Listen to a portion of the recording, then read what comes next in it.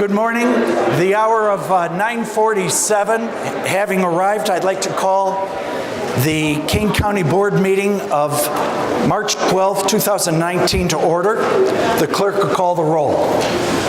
Allen, Guerrero, Davis, Raz, Hanson, Fernandez, Hoshite, Iqbal, Kenyon, Caius, Kobe, Leonard, Lewis, Martin, Molina, Sanchez, Shefflo, Silva,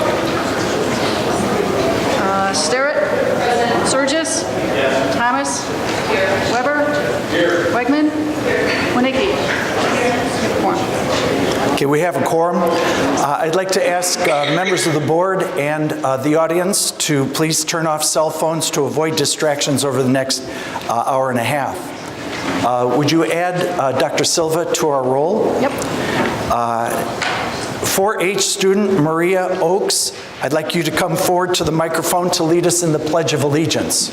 Okay, and there's the microphone. Blair has it behind you.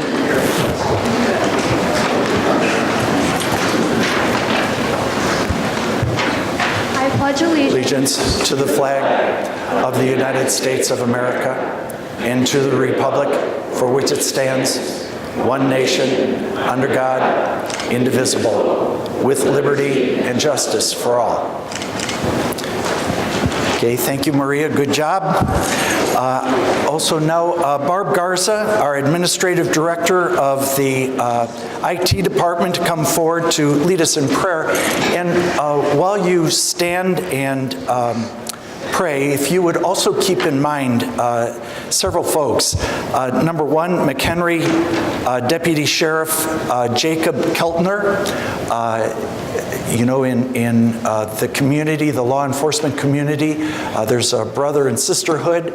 Ron Hain worked closely with not only Jacob, but also his father a generation before. So all of this hits terribly home. Also Samantha Johnson, who for 3 months served us as Deputy Supervisor of Assessment in Mark Armstrong's office. She passed away about a week ago, 10 days ago. If you keep her in our prayers, naturally all the people who have been affected by the Aurora tragedy. And then just this morning as I'm coming into the meeting,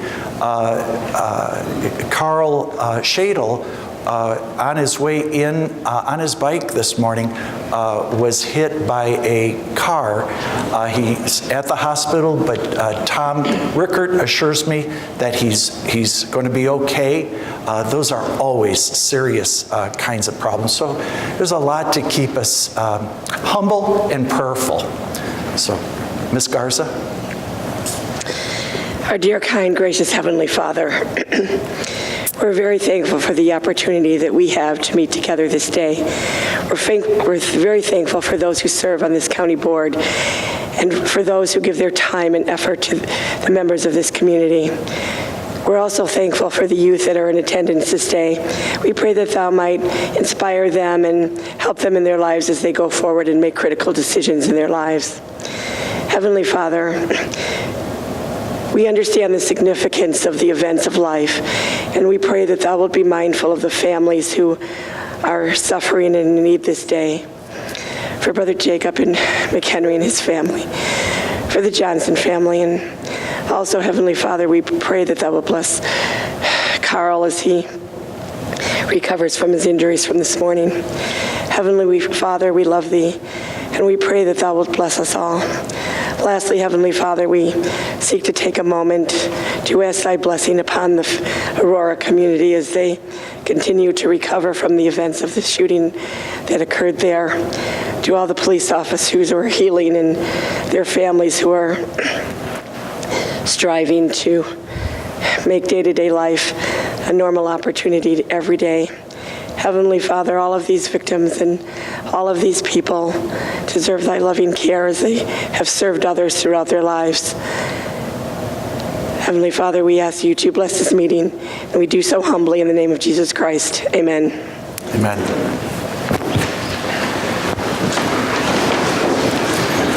Okay, thank you, Barb. Okay, may I have a motion and a second to approve the minutes from the February 11th, 2019 and February 26th, 2019 meeting? So moved by Mr. Frost, second by Dr. Iqbal. Are there any adjustments or corrections? Mr. Caius? Good morning. Thank you, Mr. Chairman. I guess I was so excited to get in here to be shadowed today. I forgot some of my notes, but did I notice this morning that in the minutes of the meeting, on the unanimous votes from the last meeting, from the February meeting, that your name was included in the unanimous votes, I think? It's probably a cut and paste. I do it all the time. But if that's the case, just as a pointer to our 4-H shadows today, who are also doing some of the how the government proceeds, that the chairman doesn't vote in a unanimous vote, but has the very important vote of breaking a tie. So as you may have noticed that Mr. Kenyon, who's the president of the Forest Preserve, didn't vote, even though there was many roll calls. The same applies to this board. So, thank you. Thank you, Mr. Caius. And Celeste, you'll take care of that? Thank you. It was Okay. for the February 26th. I think so. Okay, I'll double check. Okay, any other adjustments or corrections? If not, all those in favor of approving those sets of minutes, say aye. Aye. Those opposed, nay. Ayes have it. Okay, into the presentations and discussions today. The first one is going to be our 4-H Government Day.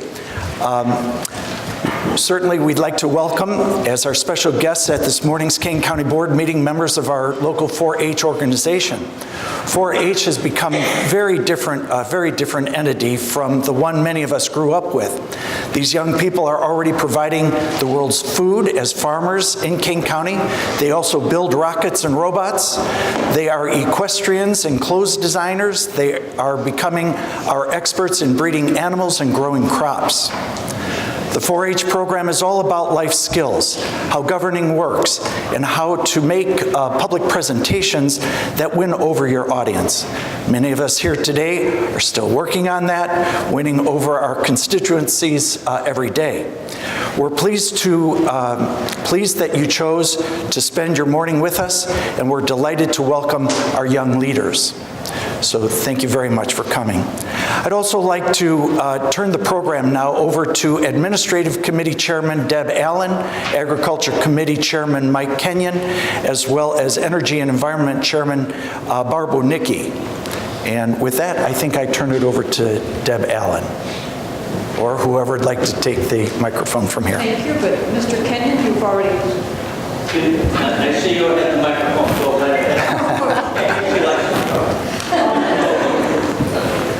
Because we have a new audience, would you folks be willing to grab the nearest mic and, Mr. Glenn Peters, our IT professional, is sharing the mic here. Would you be willing to say who you are and what school you go to, or if you're homeschooled, and what club you belong to? Well, my name is Elizabeth Melton, and I go to North High School, and I'm a part of a Bit More 4-H club. I'm Christopher Wood. I am homeschooled, and I am part of the Fantastics 4-H club. I'm Maria Oakes. I go to St. Mary's School in Elgin, and I'm part of the Mighty Titans 4-H club. May I ask each one of our student leaders to rise when they, that way people in the audience and the board members can see you better. Okay, I'm Luke Schildmeyer. I go to St. Charles East High School, and I'm part of Fantastics 4-H club. My name is Caleb, and I am part of the Big Rock Cowhands, and I go to Hinckley Big Rock Middle School. I'm Andrew McCafferty. I go to Geneva High School, and I am part of the Buckles and Boots 4-H club.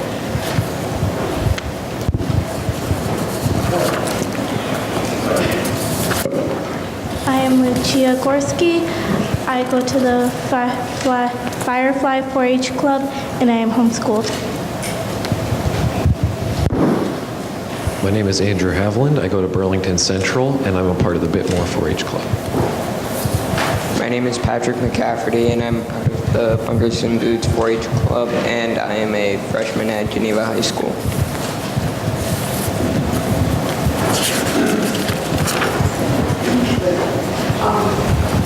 Is there anybody still in the audience?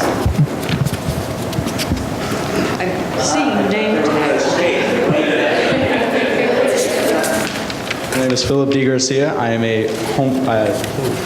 am part of the Firefly 4-H club, and I am a homeschool freshman. Thanks so much.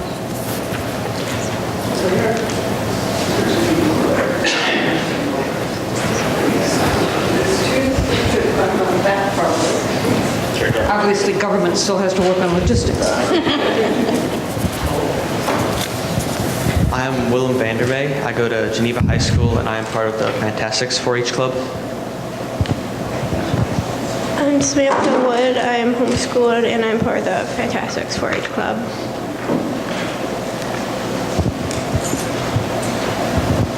Thanks so much.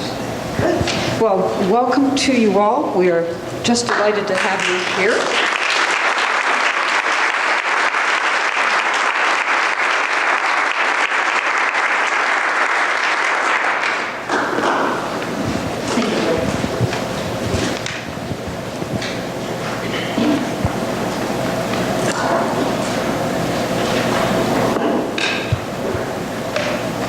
Is there anything else that the introductions taken care of? All set. Okay. Okay, next on the agenda, just a short presentation in recognition of International Women's Day. I'd like to recognize Angie Thomas. I believe that you wanted to say a few words in recognition of today's event.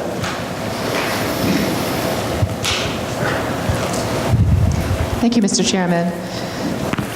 March is Women's Month, and so I think it's appropriate for us to just take a moment to pause and reflect on the impact and the contributions of women, both those who are trailblazers and those who are ordinary citizens, the mothers, the wives, the sisters, the friends. Here at Kane County, about 53% of our staff are women, and so we thank them for the job that they do every day to balance our budget, maintain our facilities, maintain our IT systems, and the various jobs that they do to provide programs and services to the residents of Kane County. On the county board, women make up about 41%, at least until about a few days ago. And so I'd like to ask my esteemed colleagues who I have the privilege of serving with to please stand. Teresa, Deb, Myrna, Anita, Susan, Monica. If all the women will just please stand. Barb. It's a pleasure working with all these ladies, and I must say, of course, I'm a bit biased, but I think that having women on the board certainly brings diversity of thought, experience, ideas, and so I know that we are better for having the women among us. And so to the women in the room, to everyone, I hope that we will take some time this month to learn about a woman in history, whether it's a woman from our country or from somewhere around the world, to learn about her and her contributions.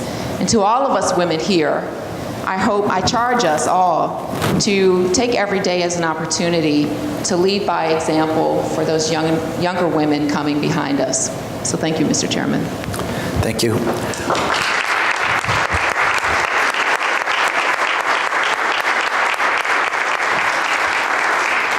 I'd like to thank our Vice Chairman, Angie Thomas, for those words, and thank everybody who was recognized. I also want to make sure that, all good things start at home, so I would like to recognize my wife, Sarah, my soulmate and partner. So, Sarah, thank you very much.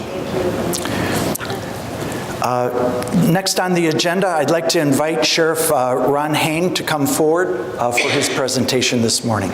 Morning, Sheriff. Good morning. I'm Ron Hain, 4-H member from, I think, third grade in school until sophomore in high school.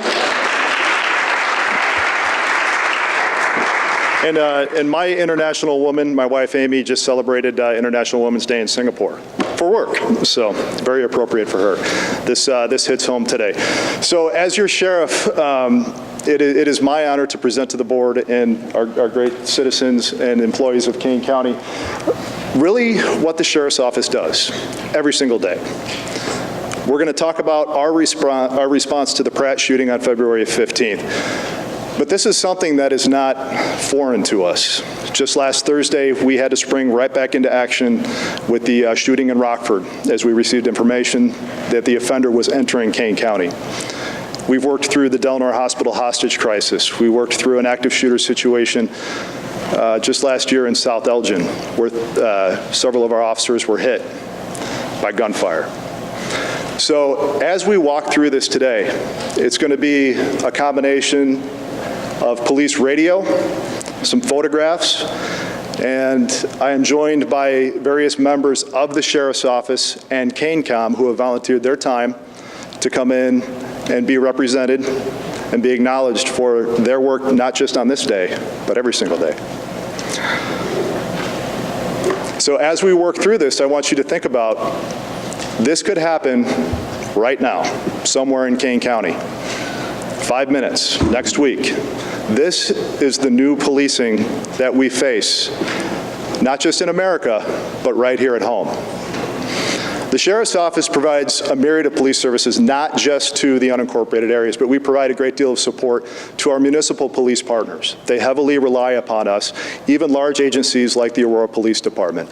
Aurora Township is fairly unique, as those board members and constituents from Aurora may know, where we have a great deal of unincorporated area, shown here in the white, around the municipality that's shown in the green. So our deputies on a daily basis, our investigators, our SWAT teams have to work closely with the Aurora Police Department. February 15th was absolutely no different. That red star indicates roughly where the Henry Pratt factory is. You go just 3 blocks south, right into this area, and you're in unincorporated Kane County, very similar manufacturing setting. So it very could have easily been us as the lead agency. But of course, in this situation, we were there in support of the Aurora Police Department. So at 1:24 p.m., the initial call goes out. 105 Adam, 107 and 103 Adam. 105 Adam, 600 Black, South Lake. This is Aurora Police Radio. 107. 3 Adam, North Gate. We've got an active shooter, 641 Archer, 641 Archer Avenue. Our first caller said there was an active shooter in the plant and hung up. Another caller says there are shots fired in the warehouse. It's an employee that's getting terminated. His name is Jerry Martin. He's still inside. Is there an Area 1 sergeant on there that copies? So it's important to acknowledge that the Aurora Police Department has progressed to a higher level radio platform. So even though we work very closely with them on a daily basis, we cannot hear their radio calls unless they call our dispatch center and they communicate back and forth. Fortunately, Deputy Nick Wolf is with a North Aurora police officer who's also dispatched by the Aurora Police Department. And here's the call go out. 137. 657-137.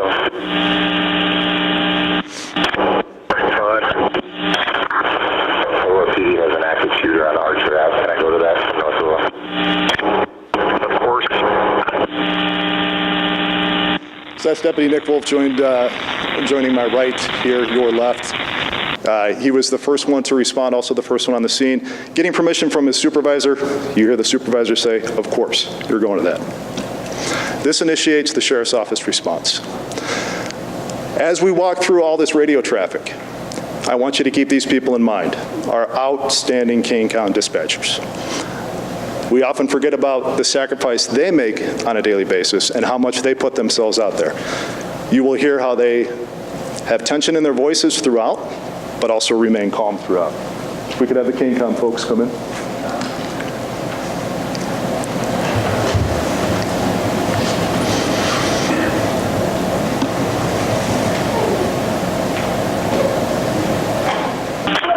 Kane County from Aurora. Aurora, go ahead. You got squads heading to Archer? I have 6 headed that way, sir. You need more? Yeah, we got 1 officer down. Shots are being fired just for info. Use caution. 1 officer down. Shots still being fired. Use caution. Units coming in. 7443.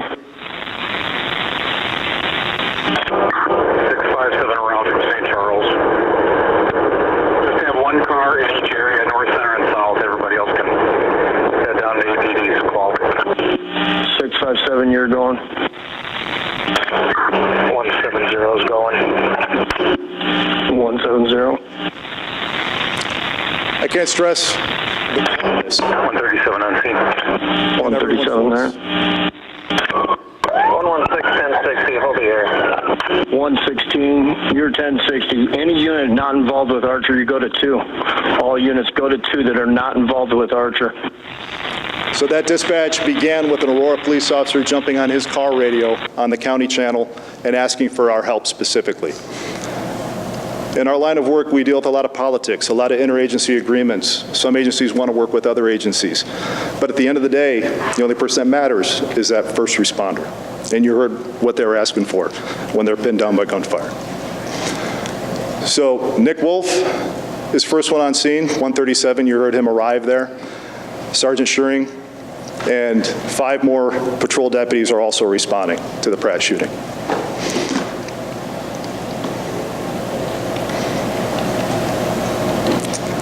Right before Officer Wolf arrived is when the Aurora police officers were hit by gunfire as they approached the parking lot. One officer off to the left side there was struck as he was running toward the building in the gunfire. Several other officers were struck right outside that door, known as door 14, during this incident. And that really set the tone and rang the bell for the arrest of the Aurora police response and our police response. Stand by, other unit. Come north. 137, your traffic. We're seeing a shot coming from the north side of the building around the block off of, I think it's Kensington. Shots coming from the north side of the building, possibly off of Kensington.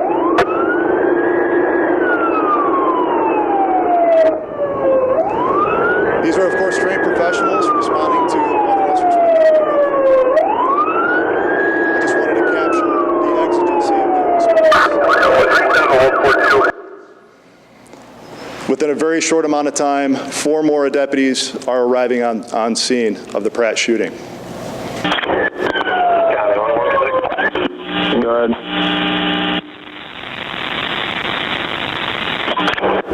I'm at Haywood and Prairie now. I'm going to post up until I find out where they want me.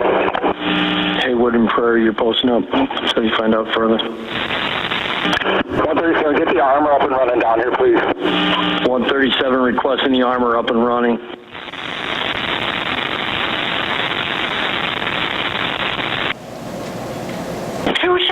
Kane County, how can I help you?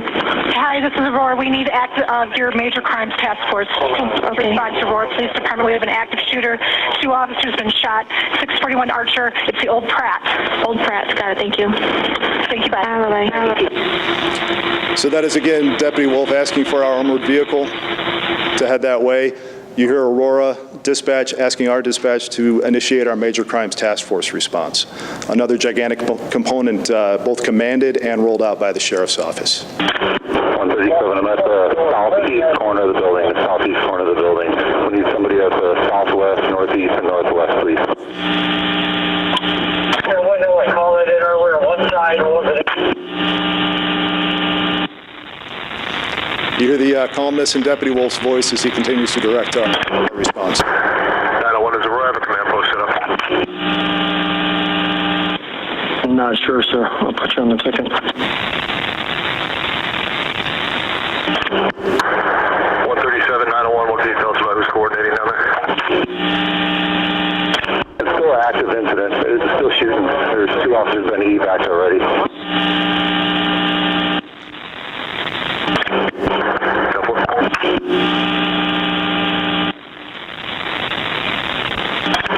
137-809, do you need MRAP down there? 137, please start our team as well. Get them rolling down here, please. Okay, copy that. We'll be rolling with the MRAP shortly. 609, is that the SWAT team you need, Paige, or no? From go ahead and Paige team. 10-4. Again, calmness throughout as we deploy all of our SWAT assets now. By 1:38 p.m., a large contingency of our office is now activated, including command staff, and heading that way. And I can't stress how incredible Kane County did throughout this entire incident. 137, 137, it's a large industrial business park, and the shooter's inside. We don't know where he's at still. Large industrial park. Shooter's still inside, unknown where he's at.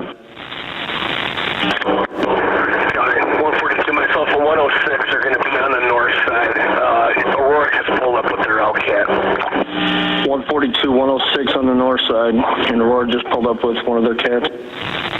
I know some of the traffic is hard to hear without the tuned ear, but I'm trying to walk. 137 said all SWAT guys to the 137 SWAT guys. 137. All SWAT team members to go to Luigi's per 137. Westside School is unlocked up. I'm going to play that one again for you. That's important to capture. One more additional huge roll. 137. 137. Aurora's busy. Can you contact their Westside schools and get them on lockdown? Westside School is unlocked up. So when I talk about this incident or many others where we assist our municipal partners, the sheriff's office often acts like lava. There's no other better way to compare it, where we fill in all the gaps that we see existing. In this circumstance, Deputy Wolf realized at 1:45 p.m., almost a half an hour into this incident, Aurora PD was so taken aback and hard struck by this and pinned down literally and figuratively that they had not had a chance to even lock down the West Side schools. So that decision was made at that time. By 1:50 p.m., 22 Kane County deputies, myself, and command staff have arrived there and are providing support.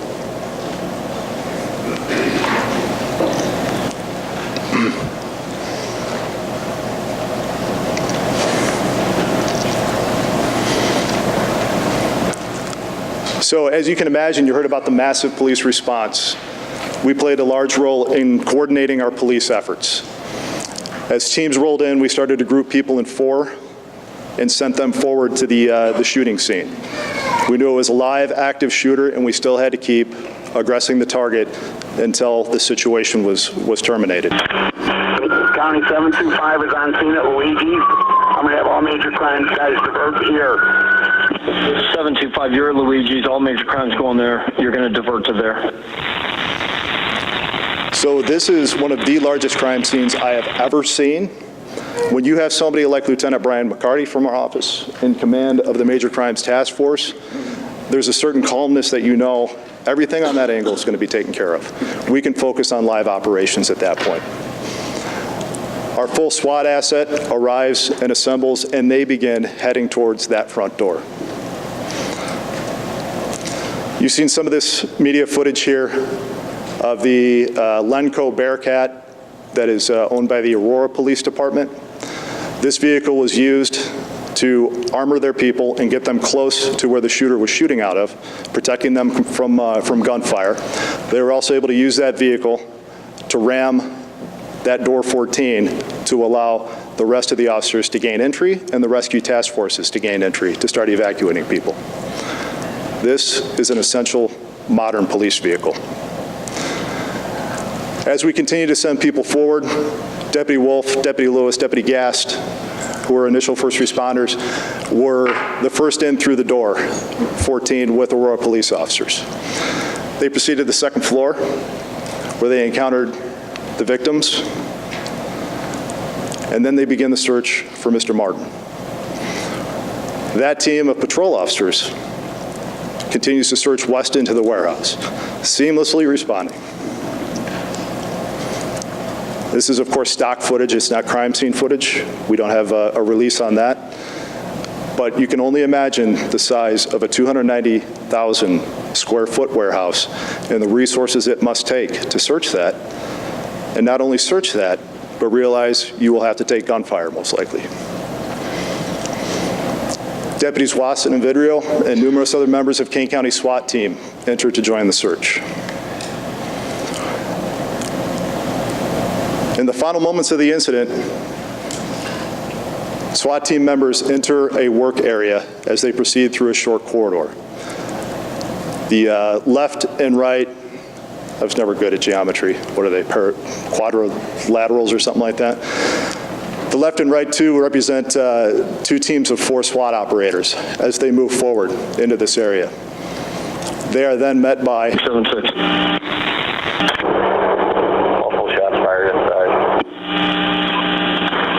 shots fired inside per 676. County 174, multiple shots fired. Kempsey Center, Russell inside the building. Northwest corner. 174 advising on the northwest. These are, of course, officers on the outside reporting the gunfire on the inside. The officers on the inside do not even have time to think about that or respond to it. Another SWAT element moves up. This is a wall that they are able to get on top of. Some SWAT members, like Deputy Wasson, helped other SWAT members climb up basically on his shoulders to get on a shooting platform. At that point, they began launching, as he was engaging them in gunfire, they began launching what's called noise flash diversionary devices over this wall. Have you ever heard of flashbangs? That's essentially what they're doing. 676 is status report. Still a lot of shots going off inside county. Still a lot of shots going off inside.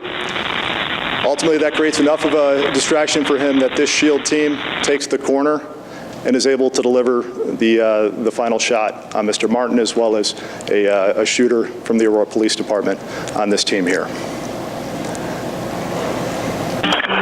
County 829. 829. You guys have confirmed suspect is down for APD command post. 829 advising confirmed suspect down per APD command post. Now that's a wrap-up of the first hour. Now, as you can imagine, there is a tremendous amount of aftermath that ensues. Under Sheriff Gangler chipped in, recognized as a regionally outstanding public information officer. Not only is he helping out McHenry County all this week, but he was hand in hand with the Aurora Police Department, walking them through this incident with massive amounts of national press on scene. Our Major Crimes Task Force conducted over a dozen interviews of officers and civilians. These are long, in-depth, arduous interviews. Hundreds of items of evidence were recovered and processed. Detective Johnson, Amy Johnson, worked about 2 days straight, just working the crime scene. Days of report accumulation and coordination ensued from there.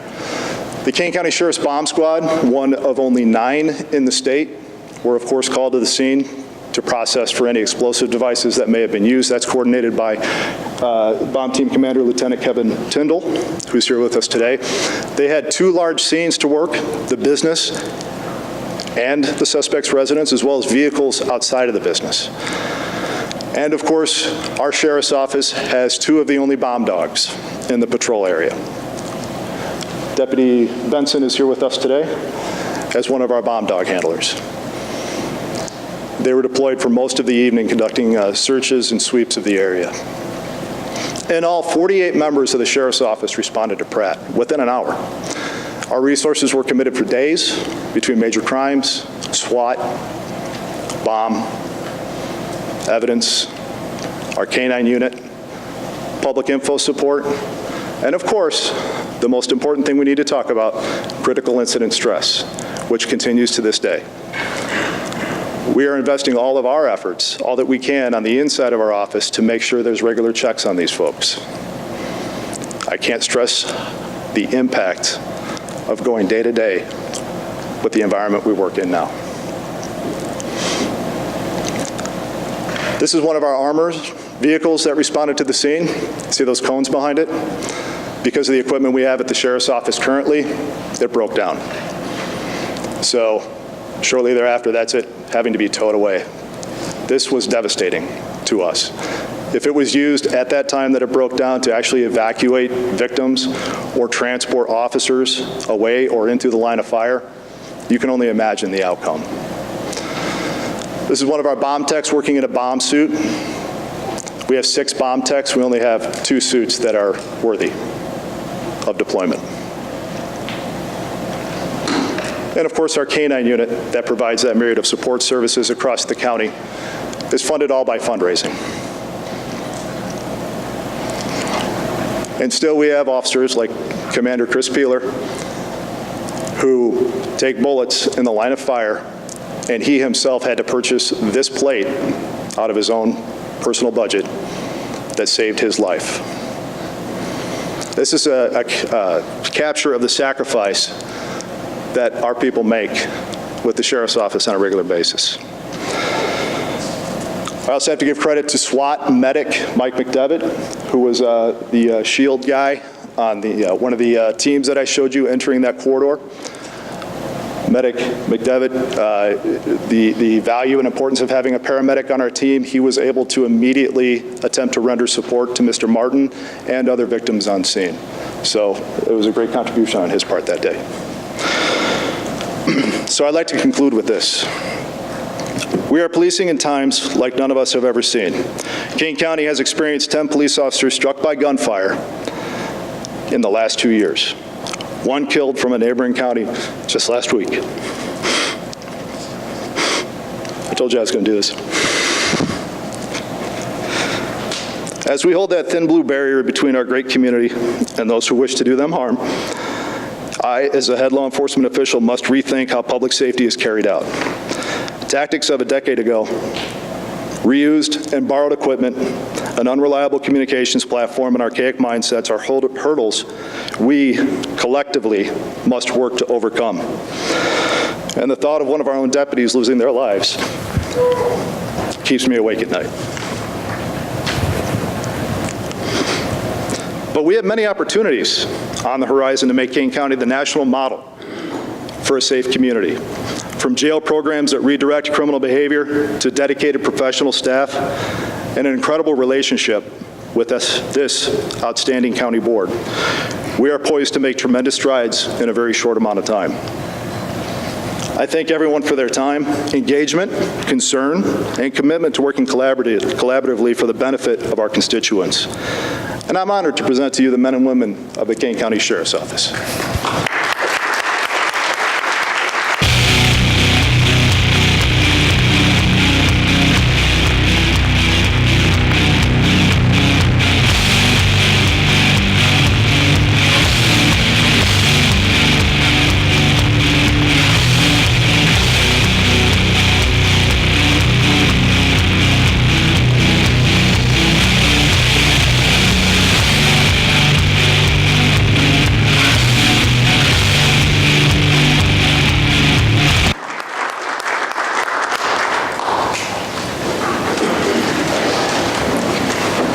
Thank you, Sheriff Hain.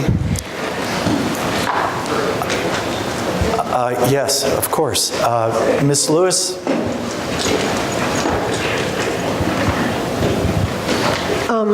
So I work at Henry Pratt Company, and I was there that day. And I was in the other building, and I lost 4 good friends that day. But what I do want to say, and I have listened to all the 911s and everything, and I have never been so proud to be a member of Kane County and Aurora. It was just amazing to me to listen to all these brave men and women as they went to that warehouse, which it's huge, and there's so many nooks and crannies, and you could hear in their voice they were willing to go in and get shot. They didn't know what was around the next little bend, and you could just hear it, but yet they were willing to do that because they were protecting us. So I'm just, I'm in awe of all of you, and I thank you all. But also, as Sheriff Haynes said, I look at this too as us being poised to really make some differences. I've been thinking about it a lot since then. Our mental health efforts, a lot of things that we need to do in that area of removing some of the stigma of mental health, the things that we're doing with the jail to get those proponents in our jail programs. Just there's so many things that as I sit here as a board member that I know we're going to do better. And hopefully this will never, ever, ever happen in our community. And like he said, I hope that we're a model for the rest of this country of how things can get done right. And I just so want to thank you. And on behalf of everybody that works at Henry Pratt Company too, thank you so much.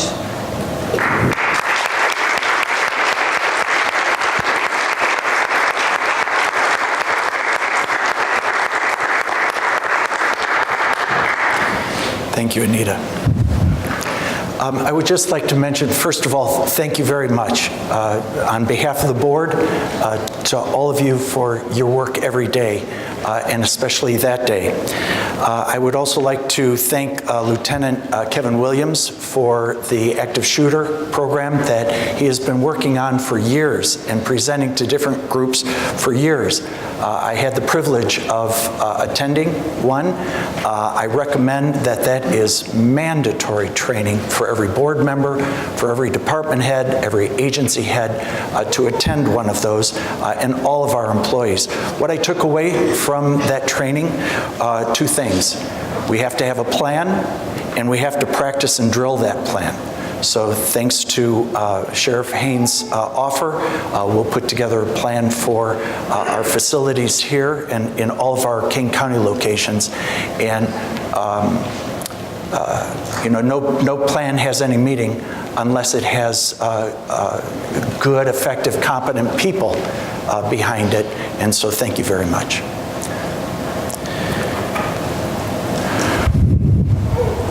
Okay, as far as thank you, Ron. As far as the Chairman Short program, there's three quick pieces, and then we have a presentation, a joint presentation. I'm going to be introducing Ms. Thomas, but before we go there, three quick things. First, and these are more perhaps housekeeping, if someone has a complaint with anyone on the board or with me, there is an effective way of processing those complaints. We are all doing our best that we can. So the first step is that a clear conscience is the softest pillow, the assumption that we are all trying to do our best.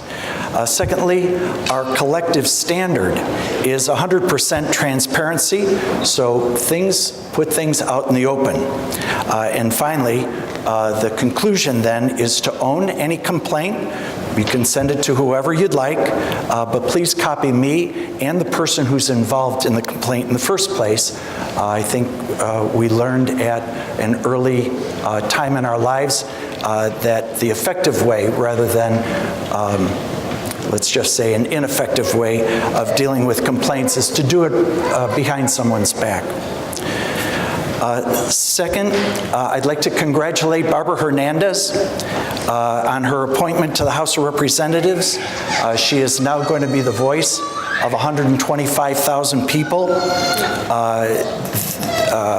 One of the top priorities, I hope that the legislative group the committee will focus on, we have a toll bridge that we can avoid having tolls, especially at the higher cost, if we can bring home $45 million in that project. So she has a lot of work ahead of her. And then on March 19th at noon, we're going to post, I just wanted to give you a heads up, 11 days ahead. I'm sorry for any inconvenience that's necessary, but there will be a special board meeting for the health insurance, the selection of the 3 finalists who we're going to choose for health insurance. At noon on Tuesday, March 19th is after the Transportation and Development meeting. Hopefully, we're trying to make it as convenient as possible. The time that was set aside, the 26th, for a committee of the whole placeholder, unfortunately, some of our experts can't attend because of schedule conflicts. And then finally, on today's short program, there's been a lot of work that's been done on appointments to boards and commissions. Blair, if you put up, the situation is that certainly competent and enthusiastic individuals needed to serve King County appointed boards and commissions. Our constituents need to be encouraged to apply. It's an excellent opportunity for citizens to become involved in our decision making. The next slide. And so our objective has been to achieve maximum participation in Kane County appointments, boards, and commissions, and to communicate those opportunities in an open process as a whole. So with that, I'd like to turn the program over to our Vice Chairman, Angie Thomas, to bring us up to date with progress in that area. So, Ms. Thomas.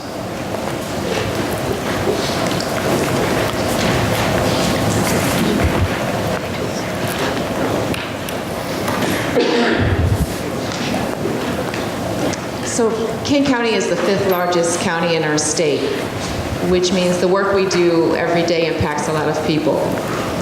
And much of what we do is facilitated through volunteers who serve on appointed boards and commissions. In the short time I've been on the board, and probably prior to my arrival, there's been quite a push to make sure that information about opportunities to serve is accessible. The chairman is responsible for nominating, making the appointments. The board approves his nominations, but we all can be involved in bringing good, willing, qualified, enthusiastic people to the table as county board members, as residents. And so in order to do that, information needs to be accessible. It needs to be easily found. It needs to be current. And so I'm just going to quickly give you an update and show you where on the Kane County website information can be found. So on the main page at the bottom under helpful links, there's a link for appointed boards and commissions. And so hopefully having that link on the home page, not buried 3-4 pages in, will help people find information about appointed boards and commissions. And there are about 40 of them. So we have a list, number 1 through 13, and toward the bottom, there's a link that says currently expired or expiring appointments. And I will note that underneath that link, it says that you can click on any of the links below to view information or apply. I'm not even certain that it was clear that these are opportunities for residents to pursue. So once you click on that link that says currently expiring appointments, you're brought to a page that has this page. It's about 17 boards and commissions. So these are the openings, these are opportunities that have recently expired or they're coming up for consideration. And you will see that many of the openings on this list are not current. I recognize that, but this is a work in progress. And so we continue to work on getting the dates, the expiration dates of those terms current, so that you can immediately, very quickly see, okay, what boards and commissions have openings that I might be interested in, that I might want to tell others about. And so on this page that you see on the screen, the fire protection districts, those listings are current. And so you see there are openings coming up beginning April 1st and in May 1st for Burlington, Maple Park, and a few other municipalities. So our next steps in terms of getting information current is to work with department heads to get those dates of expiring terms to make sure that information is current, and again, residents can pursue opportunities to apply. Okay. Thank you. Thank you, Ms. Thomas. Very important, valuable work, and as you say, work in process, and consistently need to stay on top of. So thank you very much for the presentation, and thank you for the staff who's worked on that, Charles, Adam, Roger, and all your team who worked on that, as well as department heads. When you go through the list of the people who then put into that process of nominations, Mark Van Kerkhoff, Carl Shadle, Barb Jeffers, Jody Wolnick, Tom Rickert, Sylvia Wetzel, Mark Armstrong, Scott Berger, Roger Fonstock, Ricky Sparks, and others. So it is intricate, and thank you very much for making the presentation. If you'd rise and... Just quickly, I would be remiss if I did not thank Adam Tedder in IT and Don Bersani in the Chairman's office for their work on this initiative. Thank you very much. Okay, next on the agenda is presentations by speakers on both agenda and non-agenda items. Just as a matter of protocol, individuals who have registered to speak on agenda items prior to 8:30 a.m. today are allowed 5 minutes to address the board. Total public comment time for items listed on the agenda is limited to 30 minutes. Naturally, speakers have always refrained from statements, remarks, or conduct that would be otherwise disruptive of the conduct of county board or which causes a disturbance. So we have two people signed up this morning. First is Charlene Sliding York on Kane County High Visibility Enforcement Campaign in Illinois Distracted Driving Awareness Week. So Ms. York? Here. Okay. Next then on the agenda is Matthew Lane on Kane County Board Chairman refusing to sign 3 AFSCME bargaining unit contracts, County Clerk's Office, the Health Department, and Workforce Development contract. Thank you, Mr. Chairman. We're seeing both ends of the spectrum today. We're seeing the best of Kane County with the Sheriff's Department, and I'm here to speak about something that this county should not be so proud of. My name is Matthew Lang. I am the staff representative, the union representative for AFSCME and our local 3966 Kane County employees. A deal is a deal. I come before you today on behalf of our 150 members, and I'll note that it's predominantly women in our local, fitting for this month, that work for Kane County, and specifically those who work for the County Clerk's Office, the Department of Workforce Development, and the Health Department, who unfortunately cannot make this board meeting today because they are currently holding up their end of this bargain. Day in and day out, our members provide vital services for the citizens of Kane County, and they are now being rewarded by this county board by refusing to sign and implement our contracts that were negotiated in good faith by our membership, agreed to by our members and the county, ratified by our membership, and ratified unanimously by this board on December 11th of last year. This board refuses to hold up their end of the bargain by failing to implement our contracts and refusing to sign our collective bargaining agreements. Let me set the record straight and be perfectly clear. AFSCME is not in contract negotiations with Kane County. The county must sign and implement our contracts immediately. It is AFSCME's position that we have 4-year contracts for all 5 bargaining units we represent here in Kane County, and these CBAs will expire in 2021. We find it ironic and shameful that tomorrow the Human Services Committee will vote on a resolution to award increases to non-union management retroactive to December 2nd, 2018, and our members have been waiting over 3 months now to receive their increases that were ratified unanimously by this body. Our union has filed unfair labor practice charges with the Illinois Labor Relations Board against the county for bargaining in bad faith and refusing to sign ratified contracts. And our union will continue to take all actions necessary to protect our contracts and our members' rights. And we ask, who would do business of any type with the county knowing that they fail to hold up their end of a bargain and that they try to back out of agreements that they unanimously approve? It is these types of actions that cause county employees and the public to lose confidence in this body and its leadership. This board should save itself further embarrassment, stop wasting taxpayer money on fighting and delaying the inevitable. These contracts should be implemented today, not 1 day later. This board has already ratified these agreements in a resolution that directed the chairman to sign these contracts.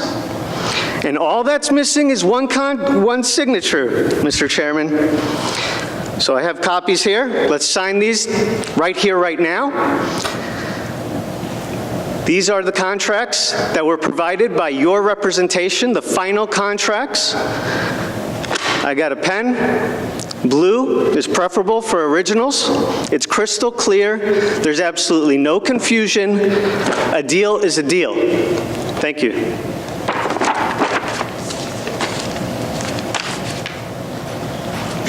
I have a copy for the public record.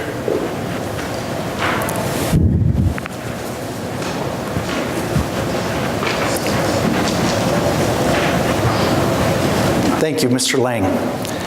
Certainly, I understand Mr. Lang's opinion. As members of this board, you also recognize that the whole truth, the rest of the story, is that on December 21st, 2018, we also passed Resolution 18491. December 11th, 2018, the King County Board passed Resolution 18490, authorizing directing the execution of 5 collective bargaining agreements. However, subsequently, it appears to the King County Board there are ambiguities in several provisions of the draft CBA. It is critical that provisions of all CBA or collective bargaining agreements are accurately understood by the Kane County Board prior to final action. It's our point of view that there was not a meeting of the minds, and then it was resolved by the Kane County Board in a majority vote that it authorizes and directs Labor Council representing the County of Kane to re-engage with representatives of the units affected by the collective bargaining agreements to clarify those areas in doubt and to report further to the Labor Management Committee as soon as possible. So we have made progress with the Teamsters, with the Coroner's Office. I understand that there's a labor practice action, and we're defending that in the proper venue. Mr. Chairman, may I No. respond? No. And no further comment on those. Next on the agenda is zoning petitions. I'd like to ask Development Committee Chairman John Martin to discuss and make motions to approve the zoning petitions on today's agenda. Mr. Martin. Thank you, Mr. Chairman. We have 2 matters before us today. The first being petition 4473, filed on behalf of Burke Storage, for property located on Nestle Road in Plato Township. The proposed zoning is a special use in the B3 business district to allow outdoor storage of vehicles and equipment. There were objectors at the zoning hearing, those being neighboring property owners. We have with us today Pat Griffin and the petitioner, who I assume are here for questions to be answered and not to make presentations. Are there any other objectors or speakers on this point present? Okay, seeing none. So I move and request a second for approval of this. I should add that there were a series of conditions that were intended to assure adequate screening, appropriate access to the property, and organization of the property's utilization to best serve the property and the adjoining neighbors, and to make certain that the property was operated in compliance with zoning ordinances. So I move and request a second for approval of this. Mr. Kenyon seconds. Do we have comments or questions?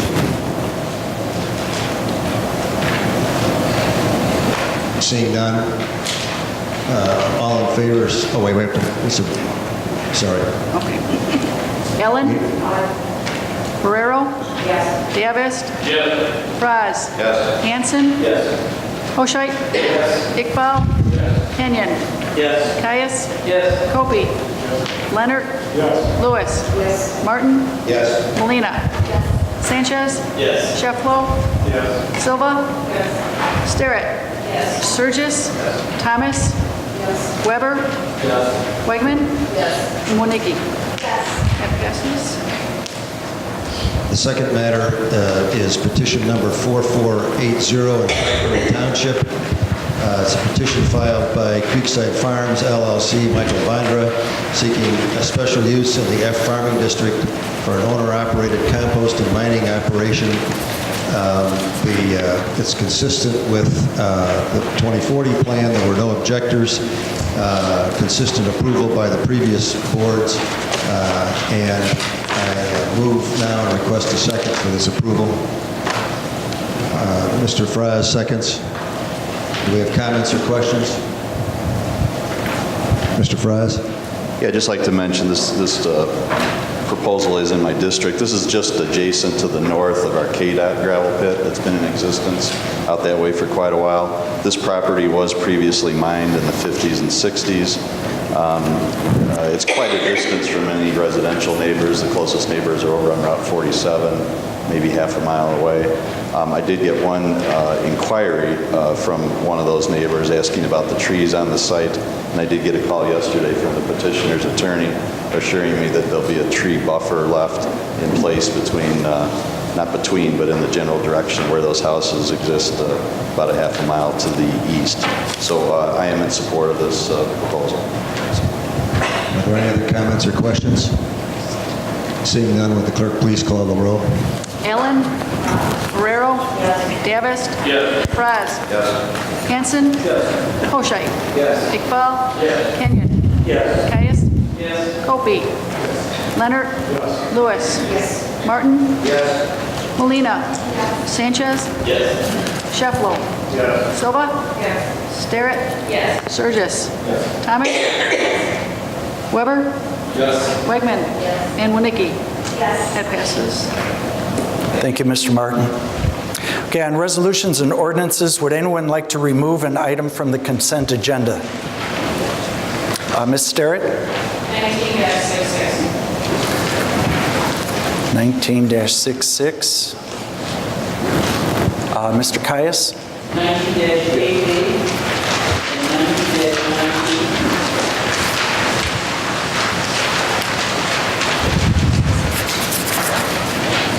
The second one, Mr. Caius, was? 9-2. 9-2.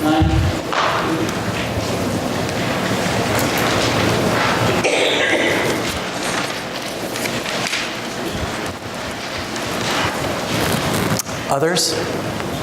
Ms. Thomas? 19-69, 19-70, 19-71.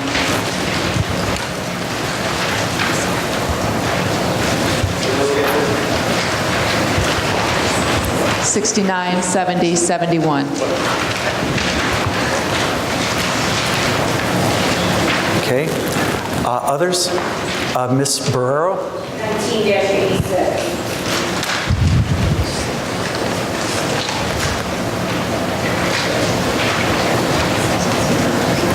Okay. Others? Okay. Then may I have a motion and a second to pass the consent agenda with the exceptions of 1966, 697, 071, 8688, and 92. So moved by Mr. Kenyon, second by Dr. Iqbal. Clerk, call the roll. Ellen. Ferrero. Davis. Fries. Hanson. Hoshite. Iqbal. Kenyon. Caius. Copey. Leonard. Lewis. Martin. Molina. Sanchez. Shefflo. Silva. Starrett. Surgis. Thomas. Weber. Wegman. Winicki. Okay, motion passes. Next, may I have a motion and a second to pass number 1966. So moved by Mr. Surgis, second by Ms. Winicki. Ms. Starrett. Thank you very much, Chairman. I know that we went through the process, and I appreciate everyone having gone through that as well. I just wanted to make a few comments with regards to the process that we took. One of the things we were instructed to do today was to actually, not only if we're going to tell our board members what we think, but also to tell the chairman as well. The process that we went through, we had 5 times where we listened to what the group that we were paying the $96,000 a year to come through, we listened to them 5 different times. And then one time we had where the insurance companies or the IPBC came to speak with us as well. And then at the last meeting that we had, the meeting was canceled, and then those groups were not let and were made aware that we were going to be having this meeting. So the last meeting that we had, whether it was with IPBC, if we were going to go with them or not, they did not know that we were going to have this meeting. So I think that we should have done that. We didn't, but that's fine. I also feel that something that was made quite clear, my colleague, Ms. Barrera, actually made the comment at this meeting, and I am in full agreement as well, is that the entire meeting was controlled, every step with what anyone said by Chairman Lawson was changed the entire meeting.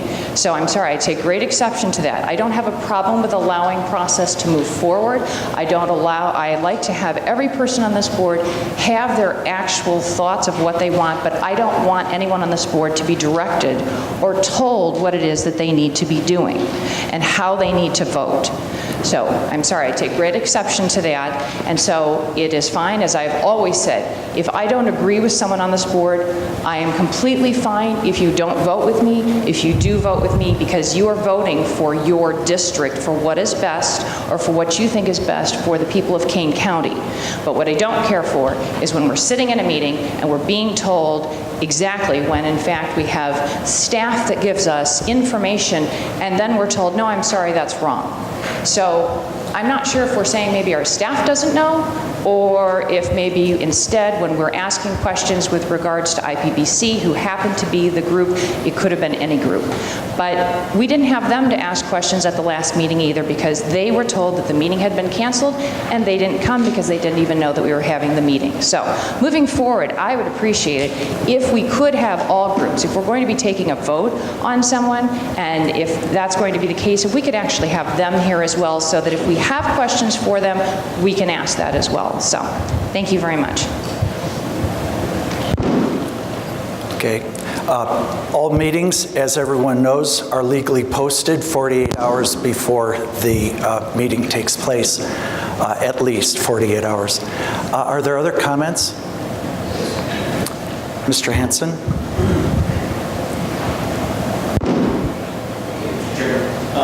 One piece to add into that conversation about the last meeting we had on the 26th is that on my calendar, the 26th of February before March the 1st. March the 1st is the day we were told we would be able to see rates so they were coming here from IPDC. If April 1st was the deadline for us to make a true decision with IPDC, there was no reason to have a meeting without the full information we came to where it was available 3 days later. So that's why we were against exiting IPDC that day, because we didn't have full information. Okay. Thank you, Mr. Hanson. Any other comments? Clerk will take the roll. Ellen? Guerrero? No. Davis? Yes. Raz? Yes. Hanson? No. Hoshite? Yes. Iqbal? Yes. Kenyon? Yes. Caius? No. Kopi? Yes. Leonard? Yes. Lewis? Yes. Martin? Yes. Molina? No. Sanchez? No. Jeff Lowe? Yes. Silva? No. Starrett? No. Surgis? Yes. Thomas? Yes. Weber? Yes. Wegman? No.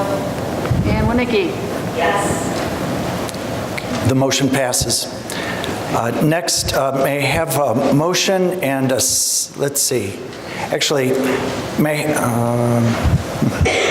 let's have a motion to discuss, and I think that these need to be split. May I have may I have a motion and a second to table 1969 and 1970. So moved by Mr. Hoshite, second by Mr. Leonard. Let's see, Mr. McMahon, if I'm not mistaken, a motion to table, no discussion after that, is that correct? There's no discussion, and it can only be removed from the table on a subsequent motion to place it back on the agenda. I'm sorry? No discussion on that motion. Okay. So clerk, take the roll. Sorry? Moved by Mr. Hoscheit, second by Mr. Leonard, to table until the contract, the collective bargaining agreement is ratified by the members of the union in the coroner's office. So is that correct motion? Correct motion? Okay. Clerk, call the roll. Allen? To table. No, until it is passed by the bargaining unit.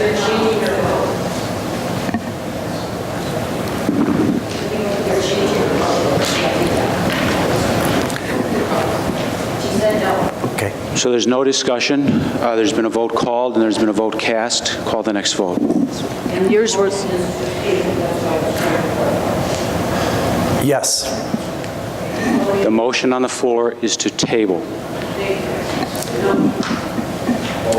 Barrero? No. Davis? Yes. Fraz? Yes. Hanson? Yes. Hoscheit? Yes. Iqbal? Yes. Kenyon? Yes. Caius? No. Topi? Yes. Leonard? Yes. Lewis? Martin? Yes. Molina? No. Sanchez? Yes. Cheflo? Yes. Silva?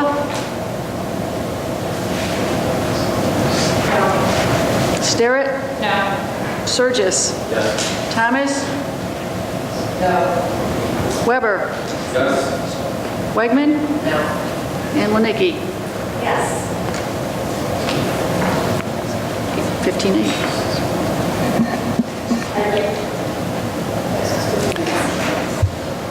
The motion to table passes? Okay. I'm going to ask our parliamentarian if that is a motion that can be considered, or is it chairman's prerogative? No, it can be considered. It's on the agenda. There's a motion. Okay. So moved by Ms. Barrero, second by Ms. Starrett. Ms. Barrero. Oh, very sorry. Dr. Silva, was that yours? Okay. Ms. Barrero.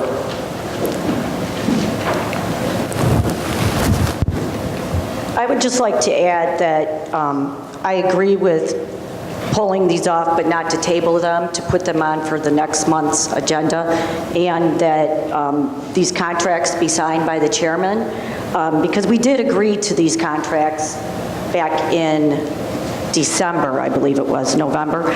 And I got some information from Mr. Onzik regarding the cost, what these contracts would actually cost the county each year. And I believe there's only 3 that are still out there: county clerk, health, and workforce. And that comes to $60,074, okay? That's 1 year. Ms. Barrero, those are not the collective bargaining agreements that are any part of 1969 or 70. Yes, they are. It says coroner's office. I know, but I'm talking about the agreements that we were discussing earlier. Okay, I said I wanted to bring this back on the agenda for next month's meeting, and I would like those due to those contracts that need to be signed. And the cost that it would cost the county is only $60,741 a year. That's all. Thank you, Ms. Barrero. Any other comments? Okay, we have a motion and a second to bring this back for discussion, which we already did. Or discussion or reconsideration, revote? What was your motion? Reconsideration, I want it on next month's agenda. I don't want to take it indefinitely. Okay. Celeste, can you help me on what is the motion that was made? For discussion. Okay, for discussion. Great. But I would like them to their discussion. I would like these put on next month's agenda. I do not want them tabled indefinitely, because that is what will happen. Okay, so you would like to amend your motion? Yes. To include that they would be put on next month's agenda, is that correct? Okay, and Dr. Silva, would you have a friendly second? Okay, okay. And naturally, that is the normal course of what we would typically do with collective bargaining agreements that are approved by the bargaining unit. So as soon as, and I checked as recently as this morning at approximately 9 o'clock with our labor negotiator, and they had not yet been approved. I can read correspondence between the union's lawyer and our negotiator, but it's suffice it to say that they haven't been approved. Hopefully it will be approved within the next month. The normal course would be to put it on for approval by this board. Okay, so the motion is basically to put, to table for today, but to put the coroner's collective bargaining agreement on the agenda next month. And so, any further discussion? Ms. Molina? Thank you. Just some clarification. I believe the coroner's office employees had ratified this contract back in September or November of last year. So what I'd like from the chairman is the difference between the contract that was already ratified and approved by this board and this new contract. Okay.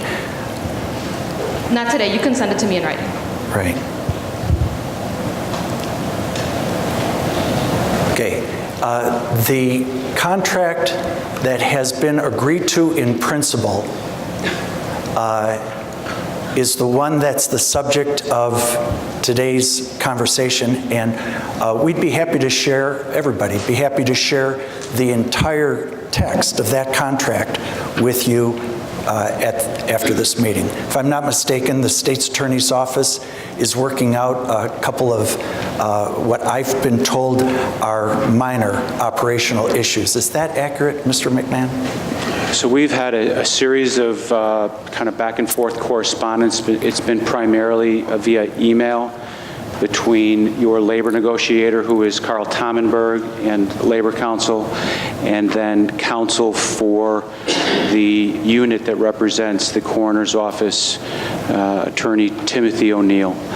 I'm glad to share that correspondence with all the members of the board. We can send that out via electronically. I'll try to get it out this afternoon to everybody.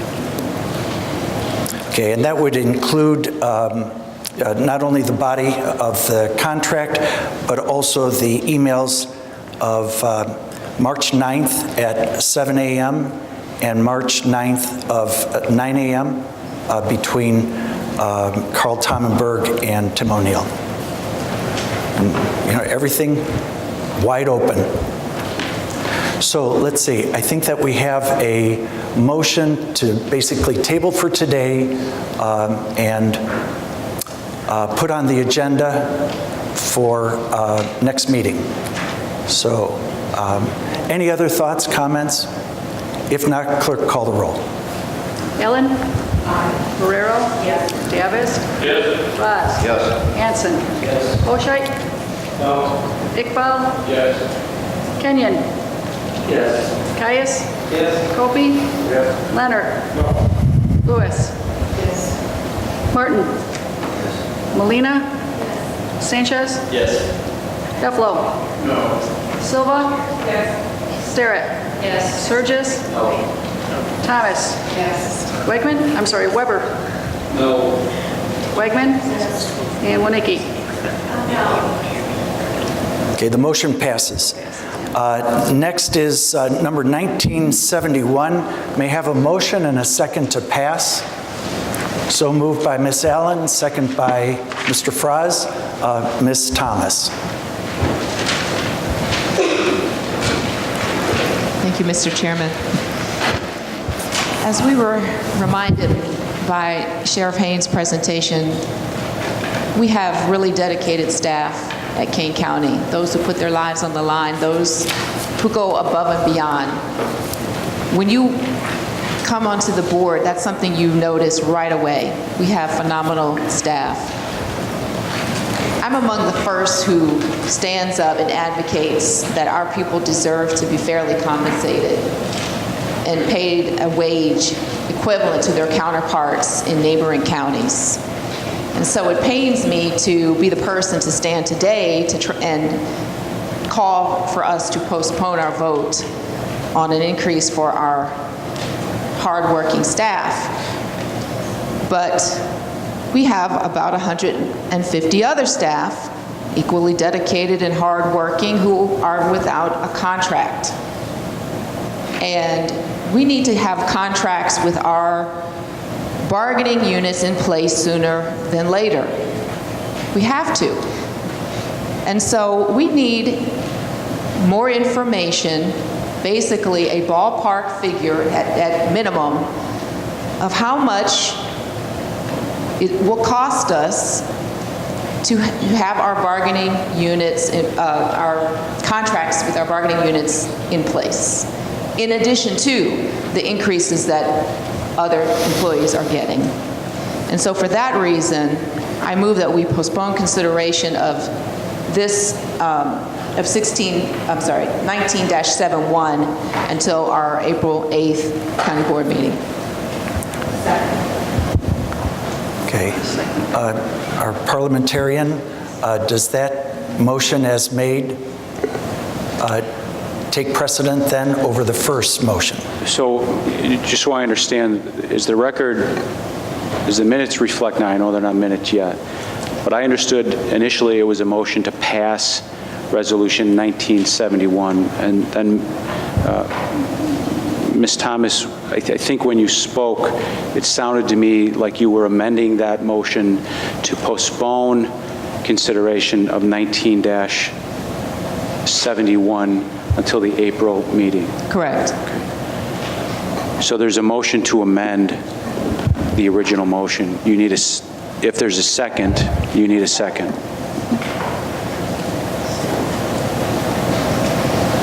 Okay, so there's any comment then? There's a motion to postpone consideration on the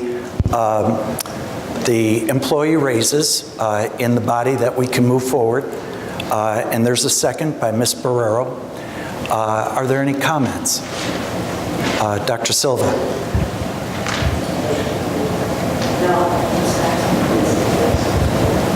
Thank you, Mr. Chairperson.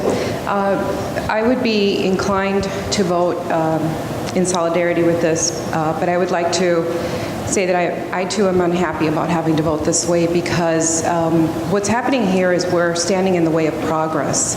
We're standing in the way of procedures. We're standing in the way of serving the constituency of Kane County.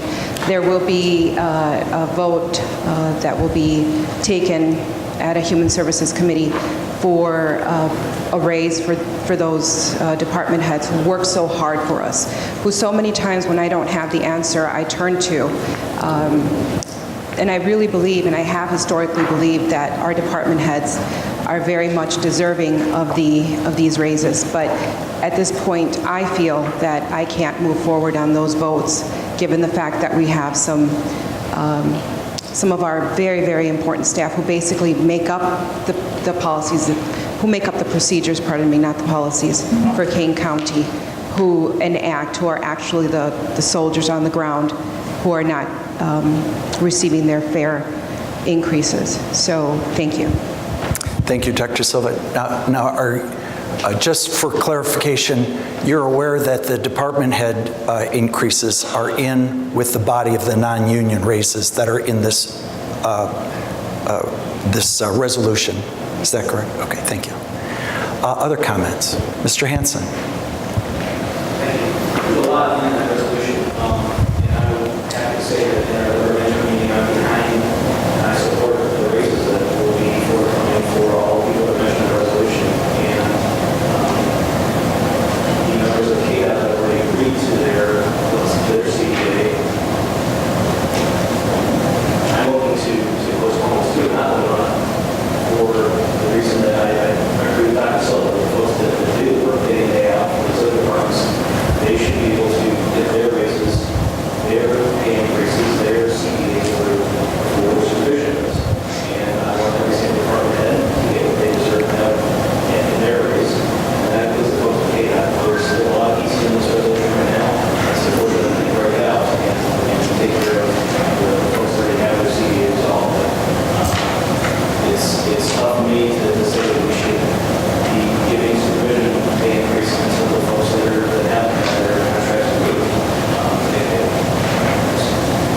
Thank you, Mr. Hanson. Mr. Hoscheit?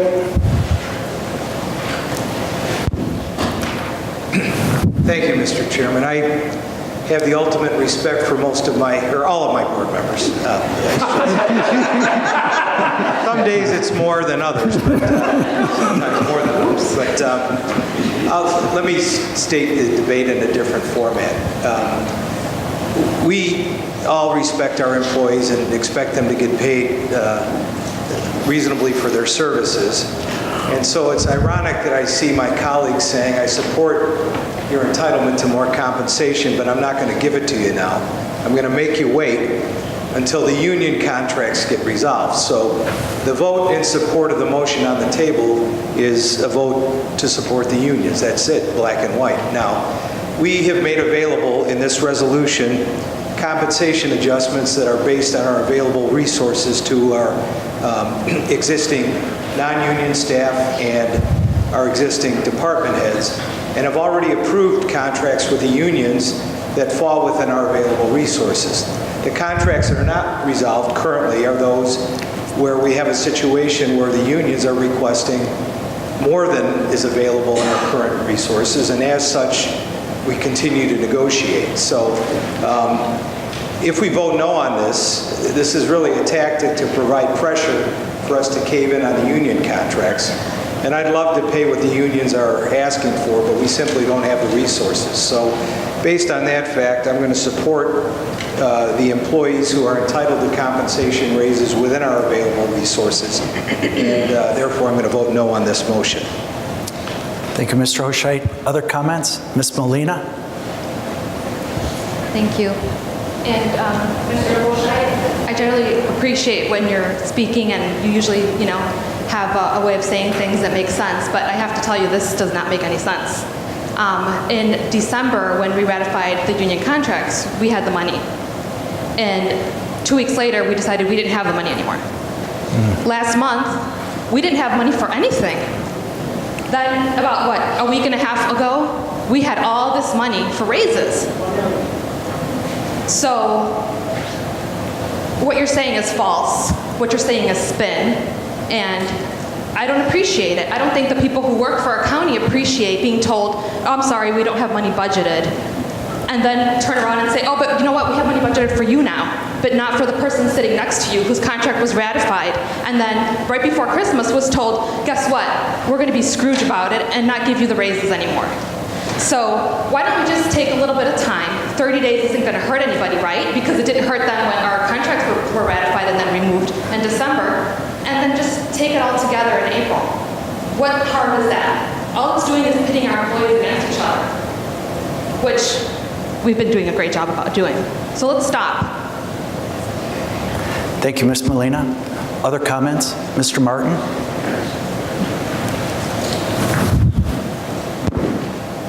I need some clarification. The motion that has been made and seconded is to continue this matter. It's to postpone. So voting no would mean that then we would vote on the principal motion today. That's correct. Okay, I just want to make sure that I... Thank you for the clarification, Mr. Martin. Other comments? If not, we have a motion and a second. Clerk, call the roll. This is the first one, the motion made by Ms. Thomas to postpone the raise resolution, and seconded by Ms. Barrero. Celeste, would you please? Ellen? No. Barrero? Yes. Davis? No. Fraz? No. Hanson? Yes. Hoscheit? No. Iqbal? No. Kenyon? No. Caius? Yes. Kopi? No. Leonard? No. Lewis? No. Martin? No. Molina? Yes. Sanchez? Yes. Shefflow? No. Silva? Yes. Starrett? Yes. Surgis? No. Thomas? Yes. Weber? No. Wegman? No. Winicki? No. Okay, the motion passes.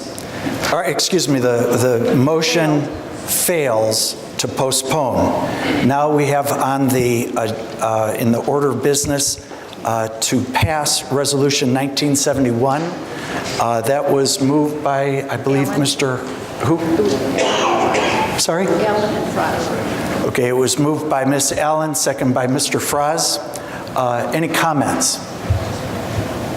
If not, clerk, and on this, yes vote is to pass it, a no vote is not to pass it. So the clerk call the roll. Allen? Aye. Guerrero? No. Davis? Yes. Froz? Yes. Hanson? Yes. Oshite? Yes. Iqbal? Yes. Kenyon? Yes. Caius? No. Popey? Yes. Leonard? Yes. Lewis? Yes. Martin? Yes. Molina? No. Sanchez? Yes. Cheflo? Yes. Silva? Starrett? No.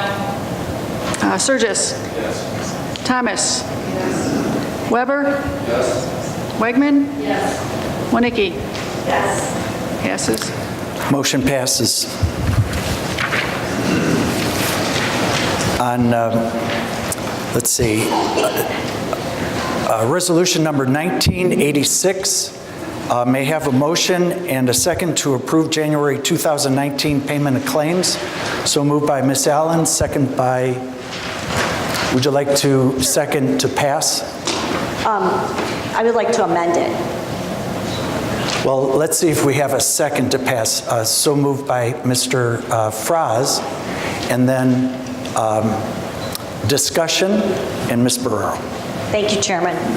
I noticed in the bills from January, Resolution 1986, in the bills for January 19, we did not include the invoice for the Illinois Association of County Board Members.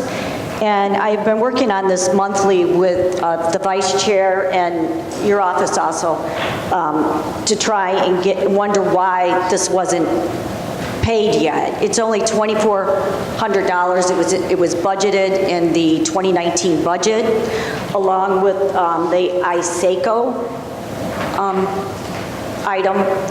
And I would like to include this or make note. I don't know how to go about this. Well, how about if we get clarification of where that invoice stands? We have both Chief Financial Officer and our auditor here. Can one of those two address about where in the process is the question? I've been told it's been in the process for 3 months. And I don't understand what the delay is. Would you like clarification or? I have an idea, but if it's budgeted already and it's $2,400, I don't understand. I mean, it's a great program. It helps the legislative committee. We get bills that are coming up before the House and the state, and I forward those on to the legislative committee. I know that Mr. Sanchez has been getting, and so has the Vice Chair, been getting the emails. I feel it's a great reference for the county. We need it, we use it, it helps educate us, it helps us know down the road what was coming forward. And since it was budgeted, I really highly do not understand why it still hasn't been paid. I have a feeling it has there's animosity attached to it, is why it's not been paid, but I would hope not. I can't imagine that the auditor is going to tell me there's no money or that he didn't get the invoice, because I can forward it to you. Here, let's first answer the question. Would you like clarification? Of course. Okay, that's where we were before the description. Mr. Hunt, as our county treasurer, would you like, excuse me, auditor, but, would you like to? The resolution that is prepared monthly is a requirement of the county code that we present to the county board all of the expenses that have been paid in the previous month. And it is a standalone document that it doesn't have any subjective nature to it. We do not withhold payments. The best clarification will be, where is the bill in the process? That it helped. So would that be good for Mr. Onsick to answer that question? Be my guest. The bill had been submitted to us. It was after the last Finance Committee meeting, I believe, within a few days, I don't remember exactly, and was submitted into accounts payable system for payment. So I have to check to see if the check has already been cut or it's going to be cut in the next round. Right. Fabulous. Thank you very much. Thank you. Thank you. Okay. Okay, any other comments? Okay, we have a motion and a second. Clerk, call the roll. Ellen? Guerrero? Yes. Davis? Yes. Fraz? Yes. Hanson? Yes. Hoshite? Yes. Iqbal? Yes. Kenyon? Yes. Caius? Yes. Kopi? Leonard? Yes. Lewis? Martin? Yes. Molina? Sanchez? Shefflo? Yes. Silva? Starrett? Yes. Surges? Thomas? Weber? Yes. Wegman? Winnicki? Motion passes. Next, may I have a motion and a second to pass 1988? So moved by Mr. Caius, second by Ms. Wonicky. Mr. Caius. Thank you. 1988 is a resolution appointing Joe Kane to the sheriff's recommendation to fill vacancy in the Merit Commission for a 2-year term in March, expiring in 2021. Sorry.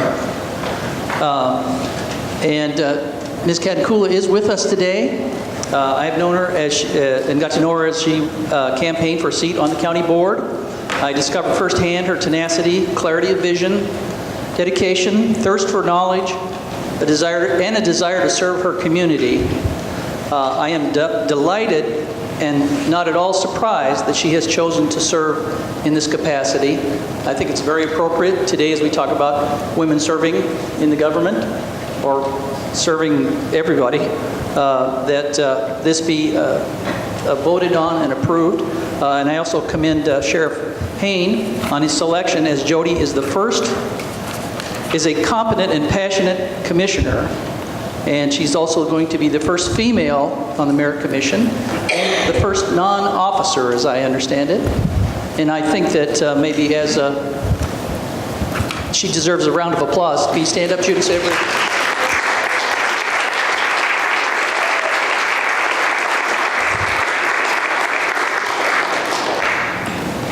Okay, are there other comments?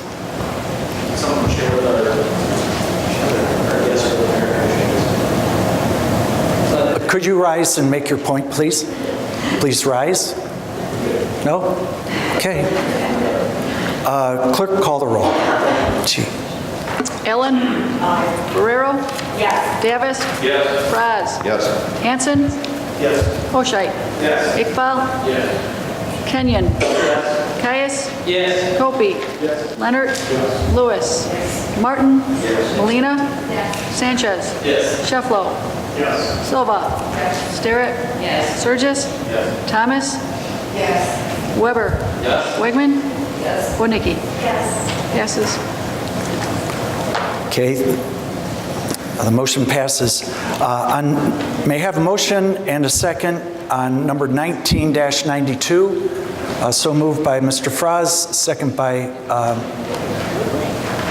Mr. Caius. Mr. Caius. Thank you. Thank you for the opportunity to speak on behalf of my neighbors in District 23 who are opposed to a toll on one of only 2 bridges in our community. It is also a toll bridge. It may well be the least popular item in our area since the actual passing of the Longmeadow Parkway Bridge, where several thousand voters voted in a referendum to oppose that roadway. With the imminent capital funding bill, I think it behooves us to reach out as as led by our chairman, to use whatever sources we can find in the state legislature to find funding sources other than the toll on the bridge, as the tolling will nearly double the cost of the construction and maintenance on the bridge portion of the project. Okay, Mr. Caius, I understand that you made a second to a motion to pass. I think you just spoke against what you made a motion to pass. Are you opposed or in favor? I'm opposed. You're opposed. Do you want to stay on as second to pass it? It's not. Okay. Could I have a second on the motion so moved by Ms. Wernicke? Any comments on the motion and the second? Mr. Frost? Yeah, this motion... The second was Ms. Wernicke. This item just requests a 12-month extension with Jacobs Engineering. They're the firm that's been helping us. As you know, this is our first toll operation. It's very unique. So they've been helping us through the method of operations, maintenance, and getting the whole thing set up. The bridge is under construction, if you don't know that. It started about a month ago, so things are moving along fast. And we're just asking to extend the contract. We would love to eliminate the toll, and we're going to work towards that. So I agree with you there. But in the meantime, we have to hope for the best and plan for the toll to be in place. So we'll keep working in that direction, working both concurrently. Thank you. Thank you, Mr. Frost. Dr., did you have a comment that you... Okay. Any other comments? If not, clerk, call the roll. Oh, excuse me, Sanchez. Thank you, Mr. Chairman. I'm no stranger to voting against the Long Meadow Toll Bridge project. I did vote for this in committee. There's been some Long Meadow related items that I have voted yes to, such as the speed limit that we set. This one, again, we're going to do everything we can to get rid of the toll. That is a goal that we have. Hopefully we're successful. Being as it's in motion right now, I did want to see that we have this study completed because it's important to have that information for people who are for the project or opposed to the project so that we have all the complete information. And that's the only reason I voted yes for this in committee. Thank you. Thank you, Mr. Sanchez. And then just clarification, Mr. Sanchez, Mr. Hanson, I'm assuming that the request for approximately $45 million of Springfield in the capital bill or any other appropriation, that's going to be a high priority within the legislative committee, which you are co-chairman.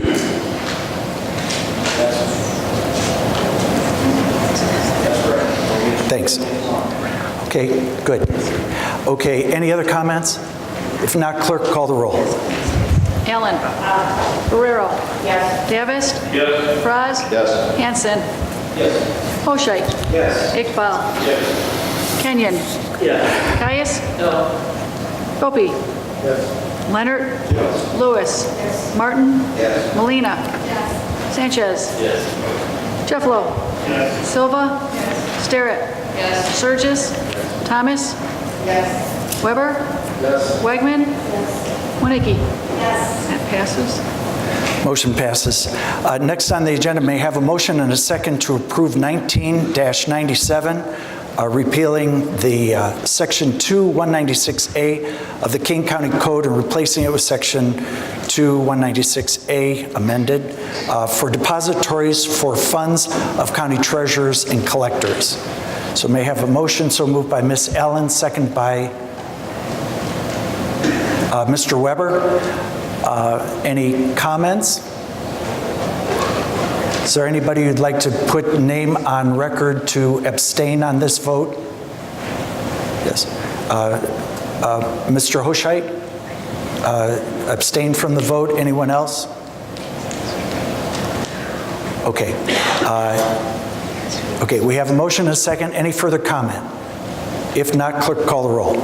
Ellen. Guerrero. Yes. Davis. Yes. Frost. Yes. Hanson. Yes. Hoshite. Who's abstain? Iqbal. Yes. Kenyon.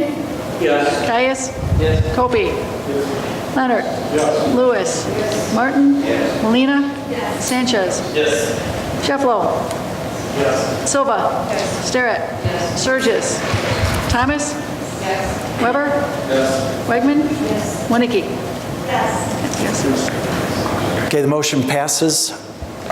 May I have a motion and a second to go into executive session to discuss personnel, settlement of claims, and pending litigation.